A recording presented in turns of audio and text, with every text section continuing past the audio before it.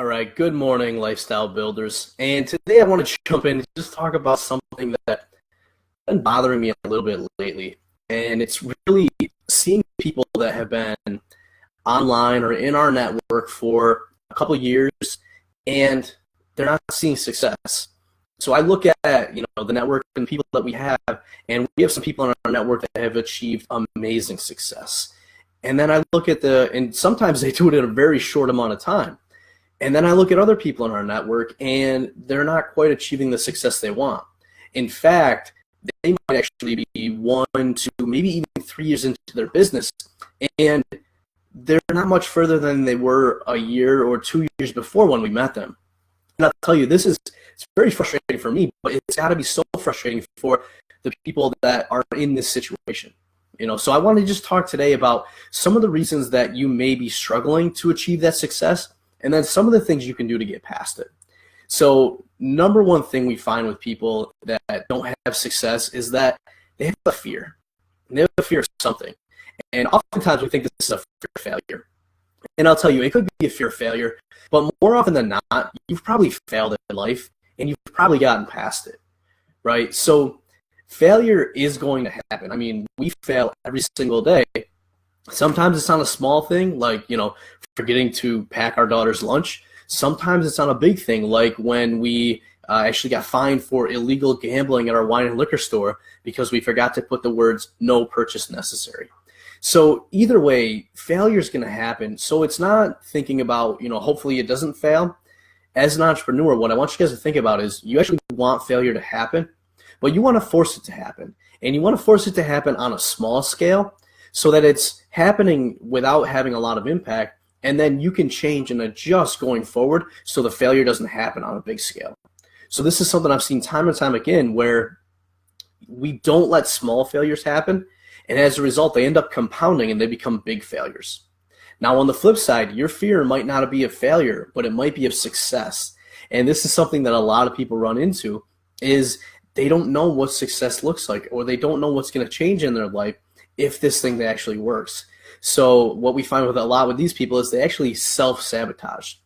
So they do everything right up until about 90%, and then they can't finish that last 10%.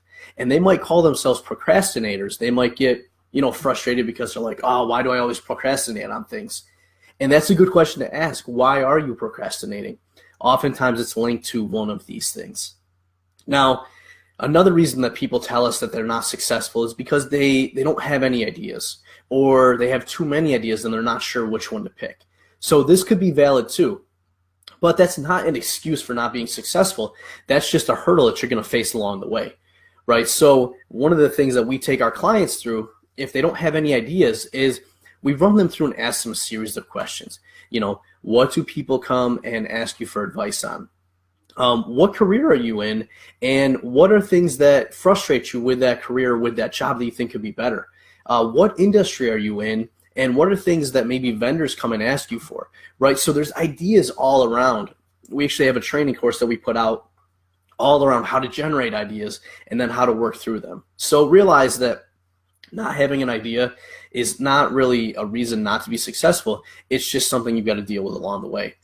On the flip side, if you have too many ideas, this is actually a pretty easy one to solve. Brain dump all the ideas you have, and then I want you to rank them on the course of a couple different things. So one, what are you passionate about, right? That passion is an important thing. What are you good at, right? In order to have a successful business, you probably have to be good at the thing that you're in. What do people need? What are people asking for? And then finally, what are they willing to pay for? So if you rate your ideas by those criteria, you're going to have a bunch that are going to drop out. And then from the remaining ones, what I want you guys to look at is, in order to start this business with this idea, how much time and money is it going to take? And is that in alignment with how much time and money you have available? Because one of the other challenges people face is that they pick the wrong business or business model based on the goals that they have, or based on the time constraints or the financial constraints that they have. So you want to make sure that you're picking an idea that satisfies all of those. It's going to set you up for a lot more success. So, excuse me, sorry, kids in the house, this time you're getting sick. So next up, talking about time and money and financial constraints, A lot of people think they have more constraints on them than they do, right? A lot of people think that, they don't have money so they can't start a business, or they don't have time so they can't start a business.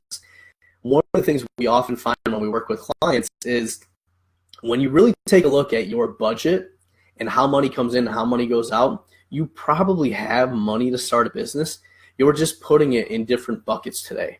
And oftentimes clients can find several $100s a month and free that up in their budget just by looking at their goals and their priorities and then seeing if where they're spending money today is in alignment with that or not.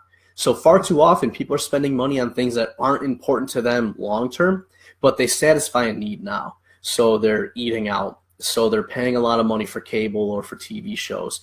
They're spending money on frivolous things that maybe make you happy right now, but they're ultimately going to hold you back from having the success you want because they're taking that money away from being able to invest it in your business. On the same scale, time is another thing. Everyone says, oh, I don't have time. Well, guess what? We all have the same amount of time. It's just how we choose to spend it. And depending on your situation, you might have different constraints, right? We have 2 kids, so that's going to limit a little bit of how we can structure and manage our time, but we still have the same amount of time as everybody else. So when we have people do a time audit and you actually track your time for the week, what you then often figure out is that you actually are spending time on activities that you could drop to free that time up to work on your business. So those, once again, are things that you've got to deal with on this journey, but they shouldn't be excuses for not getting started or for not having success. Now, the next one up is confidence. And a lot of people take this view of, well, I don't have confidence because I haven't done it. And once I do it, then I'll have more confidence. Well, here's the reality. It's a catch-22, right? You've got to have the confidence before you go do it. Otherwise, you're never going to get there. So what we work with a lot of people is not so much having to have done it, but do you know what you're talking about? And are there people that you can legitimately help? Because one of the reframes that I often do with people is if there's clients or people out there that have a need and you can fulfill that need for them, you're actually being selfish by letting some of this fear or this lack of confidence stop you from helping them. Right? You have a solution. They have a problem. You can help solve that problem. And because you're letting some confidence issues or some fear get in your way, you're actually not helping them and you're being very selfish. So just look at it that way. How are you going to feel when you can help somebody out? And as long as you set the right expectations up front and you do everything you can, people are going to appreciate that. And finally, the last thing is going to be trying to be perfect. And this is a form of procrastination when people won't start something because it's not perfect, right? Their website's not perfect. They don't have a logo yet. The copy isn't right. We got to spend a little more time tweaking it. Well, here's the reality. You've got to actually launch things before they're perfect.